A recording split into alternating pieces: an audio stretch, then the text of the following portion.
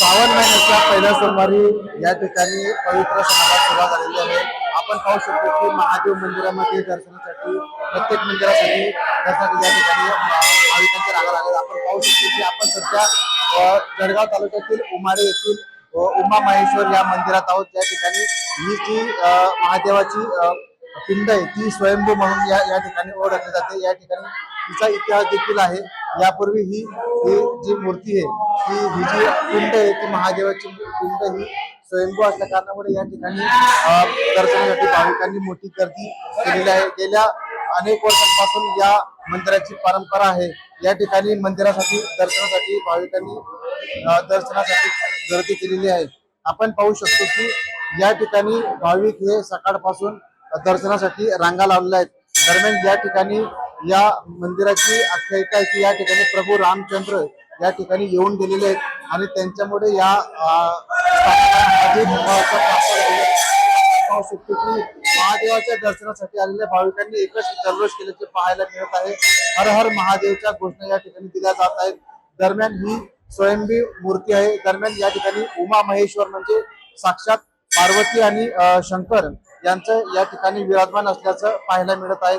आपण पाहू शकतो की या ठिकाणी अनेक भाविक जळगाव जिल्ह्यातून जळगाव तालुक्यातून या ठिकाणी आलेले आहेत। या मंदिराचे पुजारी आहेत आपल्यासोबत, त्यांच्याशी आपण संवाद साधणार। आता काय सांगाल ही ज्या मंदिराची जी आख्यायिका आहे काय नेमकी? नमस्कार, मी गिरीश धर्माधिकारी उमामहेश्वर मंदिर मुख्य पुजारी। तर मी तुम्हाला सांगेल की आपलं जे महादेवांचं जे मंदिर आहे, तुम्ही बऱ्याच महादेवांच्या मंदिरामध्ये गेला असणार। या महादेवांच्या मंदिरात जी शिवलिंग आहे तर ते शिवलिंगाला आकार वगैरे देऊन त्याची प्राणप्रतिष्ठा करून त्याला स्थापना करण्यात येते। आपलं जे महादेवांचं मंदिर आहे तर हे एक आरतीमध्ये देखील उल्लेख आहे, अर्धनारी नटेश्वरांचं महादेवांचं मंदिर आहे।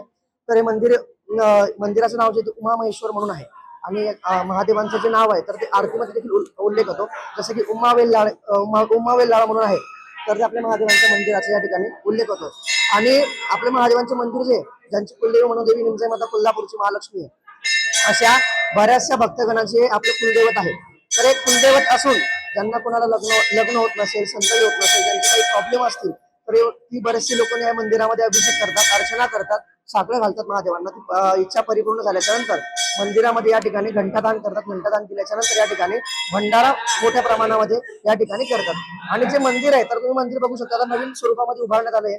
मंदिराच्या बाहेर देखील तुम्ही बघू शकता पांडवकालीन एक भुयारी मार्ग म्हणून आहे। ज्या वेळेस पांडव जे आहेत तर ते त्यावेळी वनवासामध्ये होते, वनवासामध्ये असताना तर त्यांनी पद्मालय तीर्थक्षेत्र म्हणून जे गणपती बाप्पांचं मंदिर आहे तिथून त्यांनी आपल्या मंदिरामध्ये एक भुयारी मार्ग निवडलेला होता।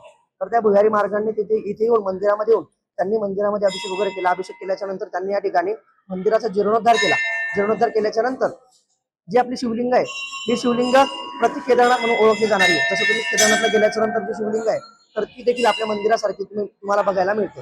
आणि शिवलिंगीला आकार वगैरे कुठलाच नसून ही स्वयंभू शिवलिंग आहे। तुम्ही मंदिराची रचना बघू शकतात। मंदिराचं जी रचना आहे म्हणजे भगवंतांची जी इच्छा आहे, तुम्ही मंदिर किती उंच बांधू शकतात वरती, पण मंदिराचं वैशिष्ट्य असं आहे की मंदिराला वरती छत नाही। त्याच्या मागचं कारण असं आहे की सूर्यनारायण वरुण राजा जे आहेत तर ते महादेवांना साक्षात या ठिकाणी दर्शनासाठी येत असतात। ज्यावेळेस सकाळी सूर्यनारायण उगवतात पहिली किरणं शिवलिंगीवरती पडतात, सायंकाळी देखील पडतात आणि दुपारी देखील पडतात। ज्यावेळेस श्रावणामध्ये जेव्हा पाऊस होतो, पाऊस झाल्याच्या नंतर वरतून जलाभिषेक शिवलिंगीवरती होत असतो। अशा पद्धतीने या ठिकाणी या महादेवाचं जे वैशिष्ट्य ते वेगळ्या स्वरूपाचं आहे। ज्या ठिकाणी सूर्यनारायण भगवान असो किंवा वरुण राजा असो त्यांच्या दर्शनासाठी या ठिकाणी सकाळ दुपार संध्याकाळ या ठिकाणी येत असतात। आणि विशेष म्हणजे या मंदिराला छत नसल्या कारणाने हे विशेष वैशिष्ट्य असल्या कारणाचे या ठिकाणी पाहायला मिळत आहेत। दरम्यान या ठिकाणचे जळगाव तालुक्यातील आणि इतर जळगाव जिल्ह्यातील इतर भाविक देखील या ठिकाणी दर्शनासाठी गर्दी केल्याचे पाहायला मिळत आहे। जितेंद्र कोतवाल, LS मराठी, जळगाव।